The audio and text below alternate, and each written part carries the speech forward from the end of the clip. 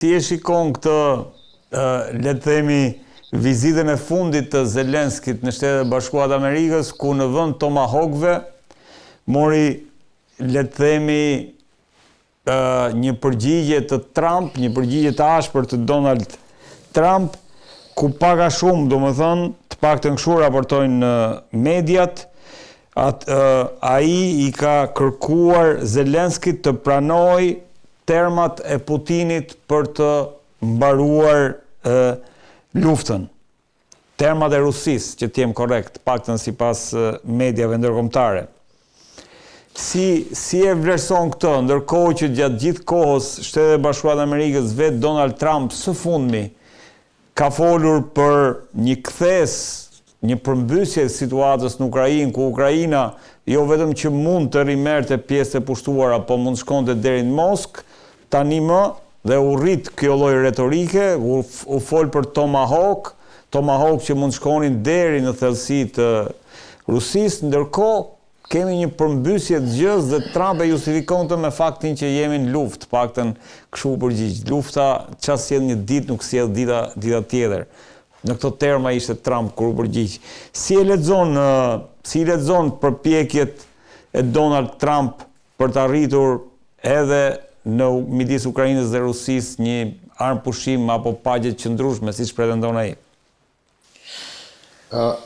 Mendoj që ka qenë një situatë e takimit të parë në dimrin e këtij viti, që ka qenë, do thotë, ndoshta storia që ka qarkulluar më së shumti në aspektin medial, po në rrjetet sociale. Mendoj parafërsisht ka qenë edhe ky takim i fundit, edhe pse nuk u ndajnë serte, shumë agjenci ndërkombëtare tregojnë që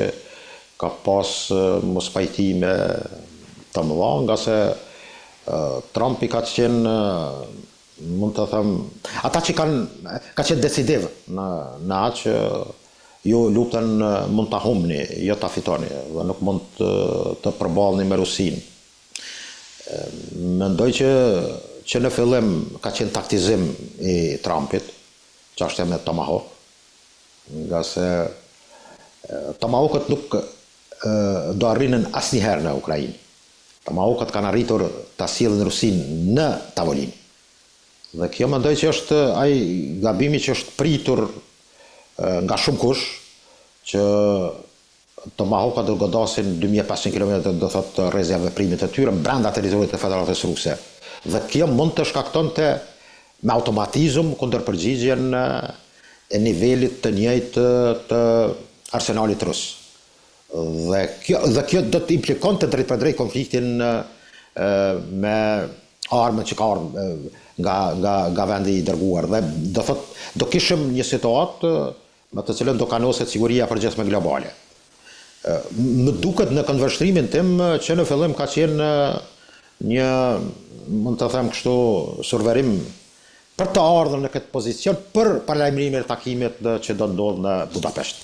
Dhe kjo mendoj që tregon që takimi ka qenë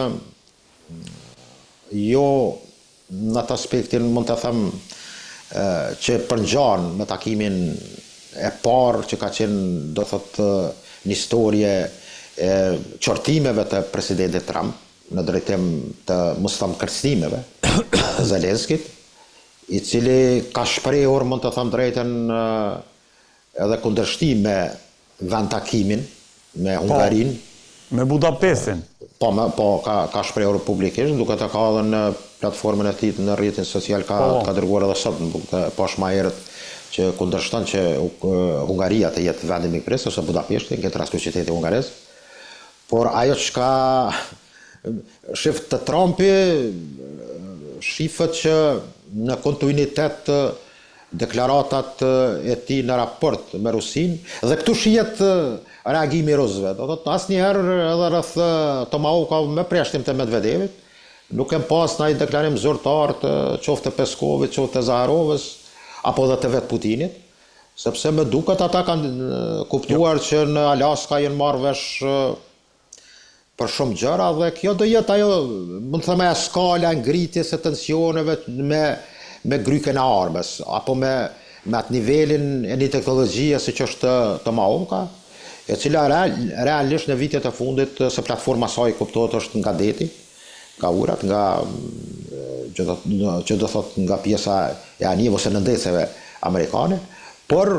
me duket që platforma tillë në vitet e fundit ka filluar të zhvillohet edhe nga toka. Por që në fillim ata që kanë njohur mirë situatën e kanë ditur që nuk do rrin Tomahawk-at me duket 20 batari të tilla kanë për sistemin Patriot nga shënimet e fundit. Por Tomahawk-a nuk ka qenë gjokundi dhe nuk është pritur që të vijë. Tomahawk-a ka qenë forma e presionit për të sjellur Putinin në dialogim. Por ajo që kërkuat ju që në fillim në pyetjen e juaj, mendoj që takimi ka qenë më duket me një tension, por jo në formën sepse Zelenski nuk mund ta bart të ka atë mundësi dhe atë kapacitet që të zhvilloj luftën me Rusin pa ndihmën e amerikanëve ose vendeve të NATO-s në këtë rast. Por qortimi ka qenë i ashpër dhe i drejt për drejt i Trumpit. Ju nuk mund të fitoni kundër Rusisë, ka qenë decisiv. Dhe ky ndryshim nga Tomahawk-a në aspektin e asaj që bini mendoj që Donbasi ka qenë pika kyçe, ku Trumpi thuhet që ka deklaruar që komplet Donbasi mund të jetë nën kontrollin apo të bashkohet Federatës Ruse dhe decisivisht në atë kuptimin që ata kontrollojnë atë pjesë dhe ajo pjesë do jetë si qendra zemra Ukrainës, mund të jetë edhe me pëlqimin tash të amerikanëve dhe do kemi një situatë mendoj që jashtëzakonisht jo befasuese, por mendoj që amerikanët kanë filluar të vënë kapak dhe mendoj që takimi i Budapestit do jetë e ka edhe një, mund të them, një simbolik, nga se me 5 dhjetor 1994 është bë, mund të them, ajo qërmatosja nukleare e Ukrainës. Dhe këtu është pasoja, do të është një simbolik e tillë, nuk është gjetë rastisht dhe tash kthimi i arsenalit bërthamor të Ukrainës që mund të jetë trashëgimtare e kokave bërthamore, por arsenalit bërthamor nga koha e Ish-Bashkimit Sovjetik, tregon që Rusia po kthehet në formën tjetër duke glabruar territoret e Ukrainës. Dhe mendoj që nuk është asgjë rastishme edhe pozicionimi apo vendi, sepse ndoshta turqit ka mund të jenë pak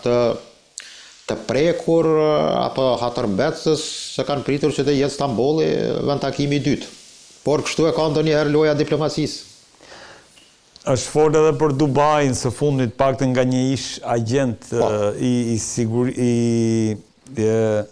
po themi i sigurisë i shërbimeve sekrete ruse. Ndërkohë flitet zoti Bilali, sipas Washington Postit, që Putini ka ofruar që të shkëmbejë Khersonin dhe Zaporizhjen me Donetskun dhe Luganskun. Pra paka shumë, ky është sipas Washington Postit, ky është një skenar i mundshëm që mund të ndodhë në Budapest dhe më pas të kemi edhe, le të themi, një armë pushim të cilin sot e kanë kërkuar dhe koalicioni i vullnetit të të mirëve, ku kanë ftuar edhe Zelenskin që të jetë pjesë një takim të ri. Pra kemi pik për pik një ripërsëritje të para skenave të asaj që ndodhi në Alask, po ndodhe tani. Pra kemi Bashkimin Evropian i cili vazhdon, domethënë, dhe kërkon që të jetë pjesë e zgjidhjes së këtij konflikti, qoftë Ukraina nëse bëhet fjalë për Ukrainën, qoftë Europa nëse bëhet fjalë për Europën. Si e vlerësoni si skenar, a do t'ja dalë që të realizoj një armë pushim, apo do kemi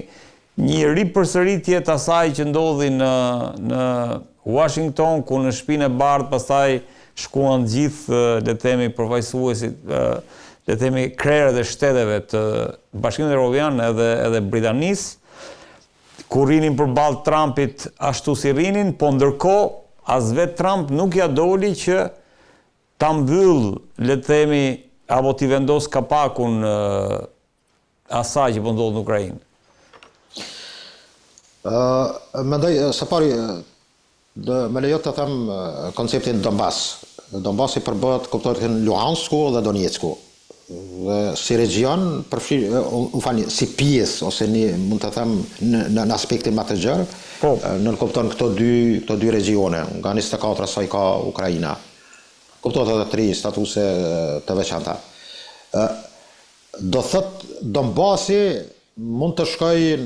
në total, në përgjithësi, që dikon hyn 27.000 km2 së bashku me Luhanskin. Me Prishtinë Krimea dhe më duket Hersoni kanë 28.000 km2, parafërsisht Zaporozhja. Por gjendja faktike në Zaporozhje, sidomos me centralin Bertamor, mendoj që mund të bëhet këtu një del.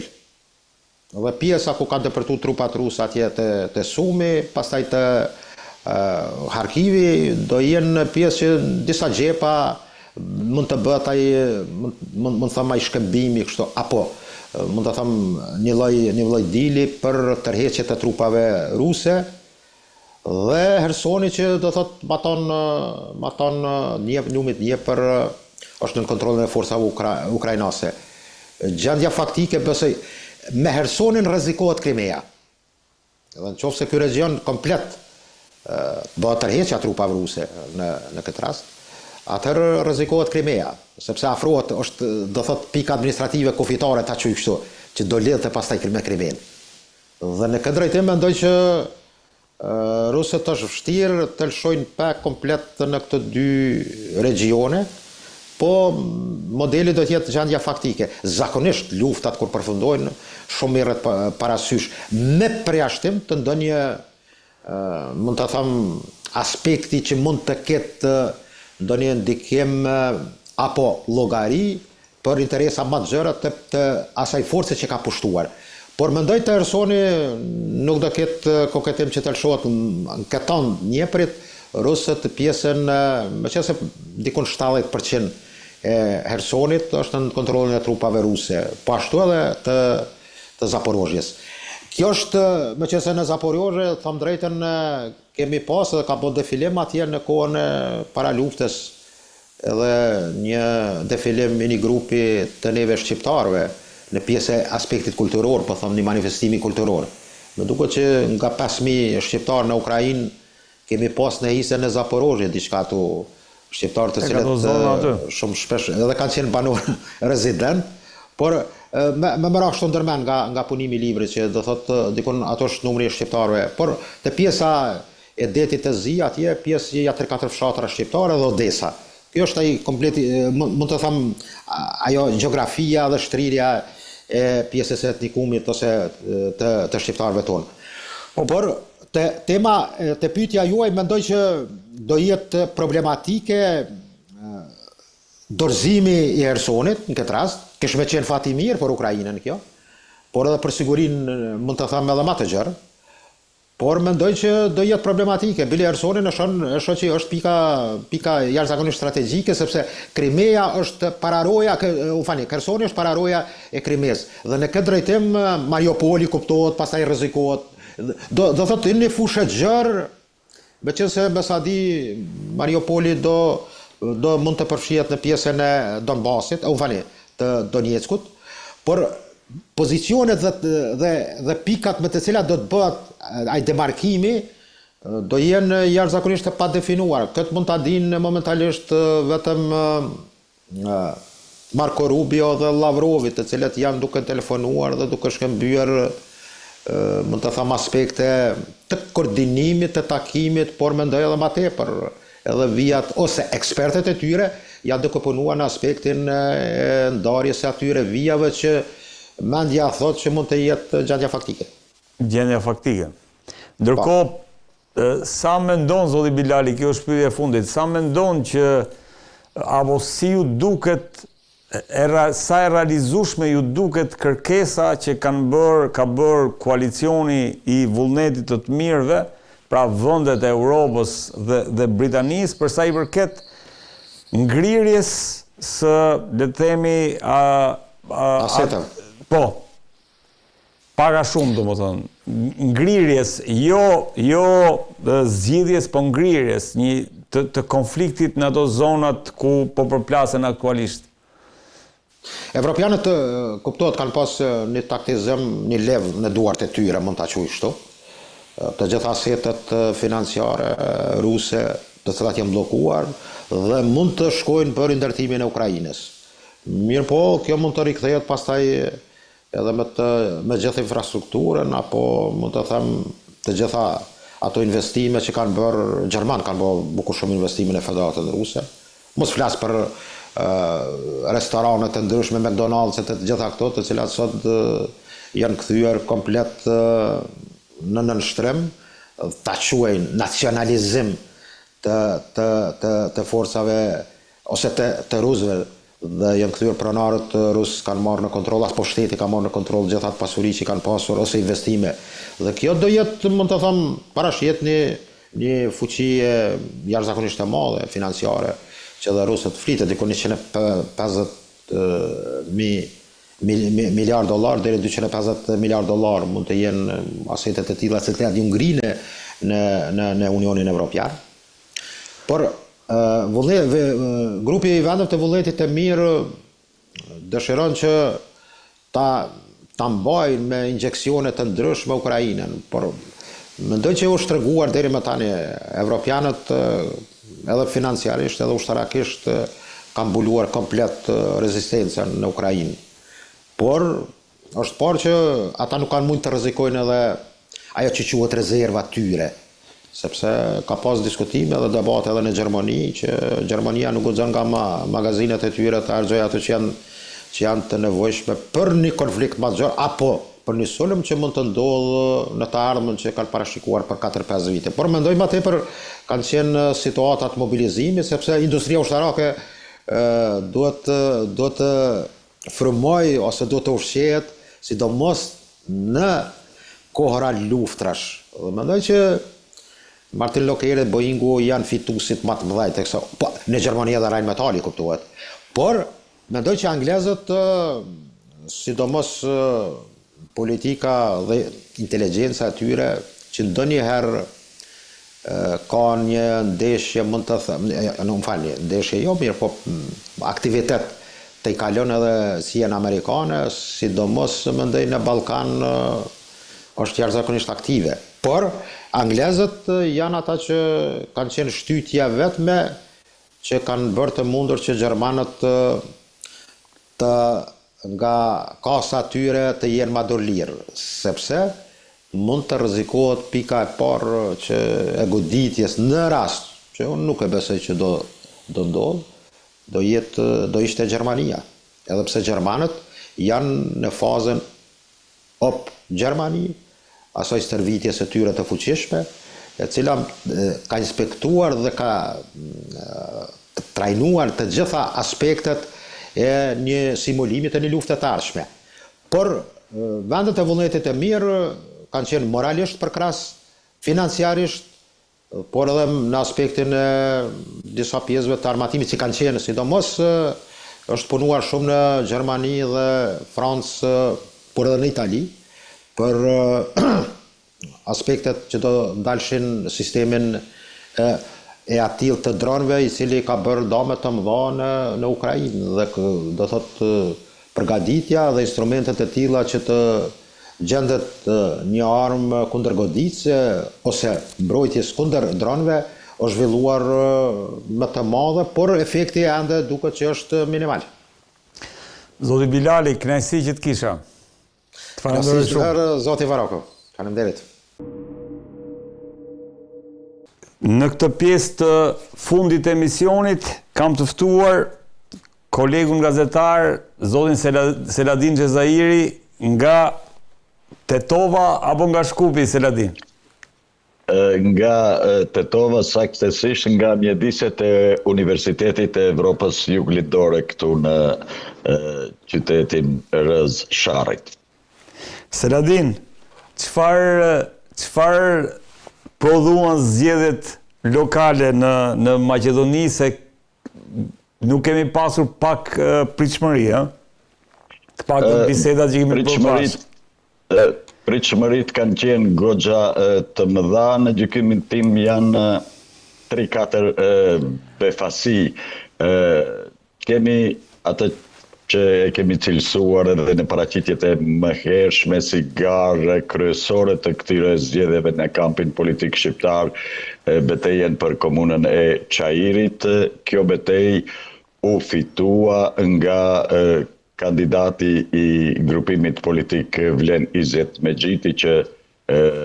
aktualisht është ZVDS kryeministër dhe ministër i mjedisit, dhe fitoren me njëherë pas mbylljes kutive të votimit e pranoi rivali i tij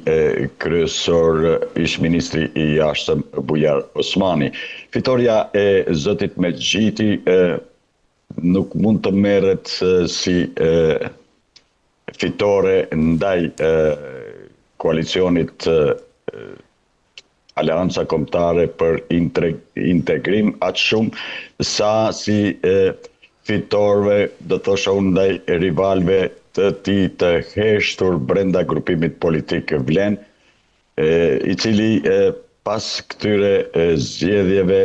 sikurse është paralajmëruar, do të shkrihet në një parti dhe shumë kush, përfshirë dhe mua, zotin Mexhiti, e shohim si numrin 1 të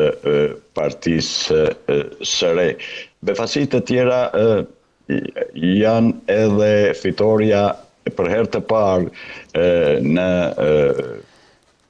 Maqedoninë e Veriut të pavarur, fitoria në një komunë në Maqedoninë Qendrore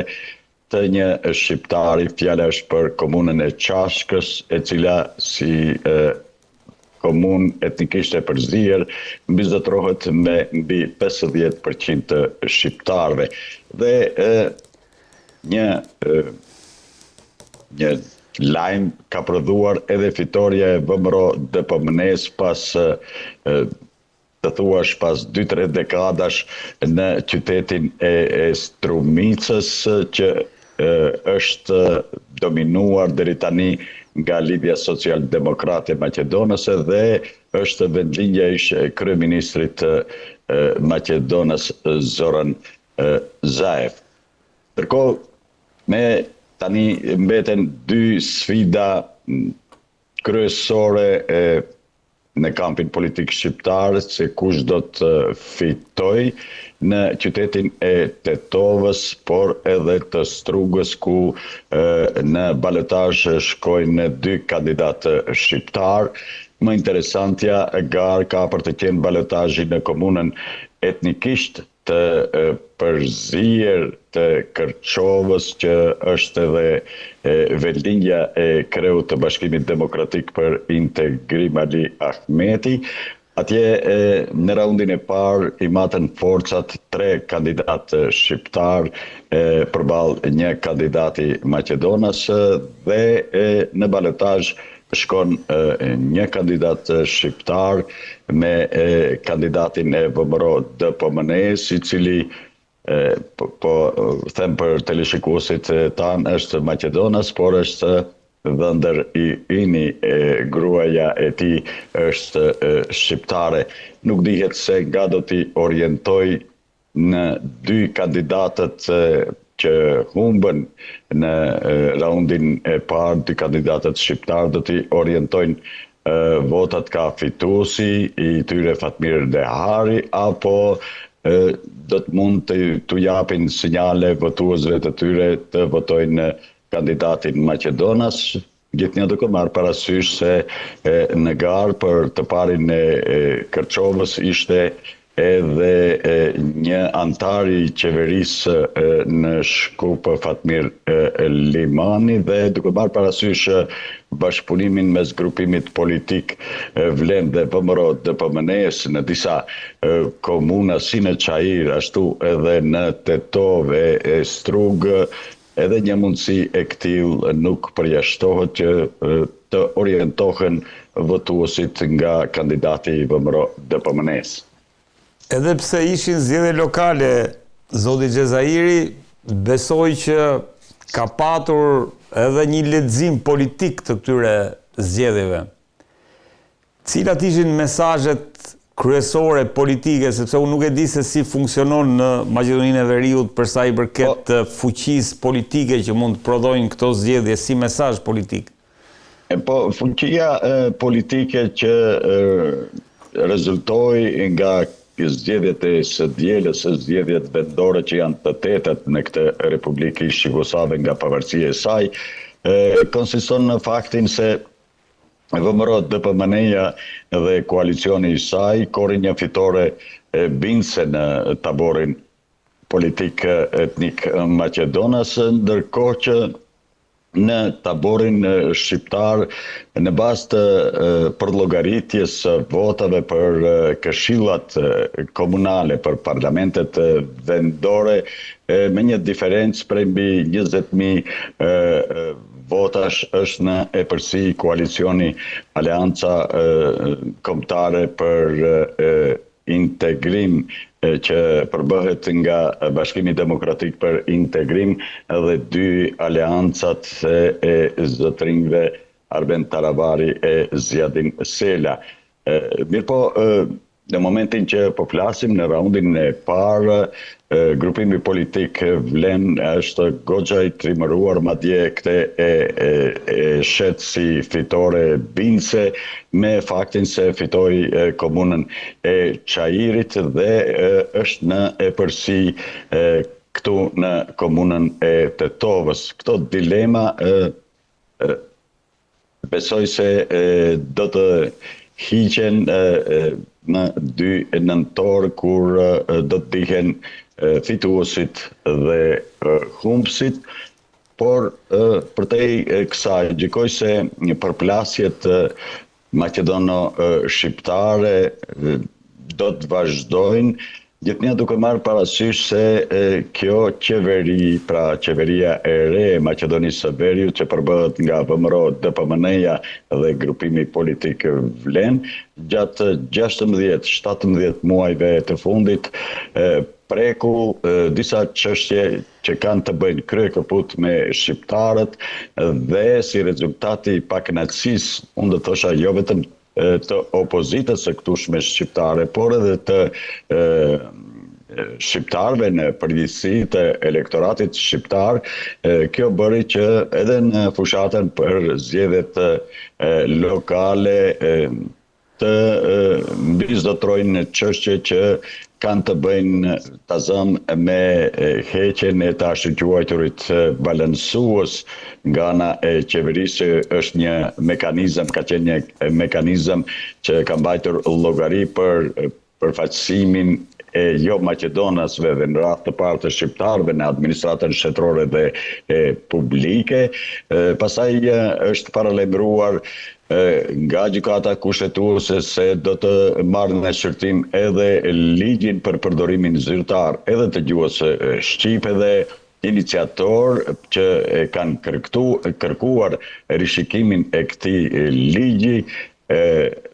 është edhe partia e zotit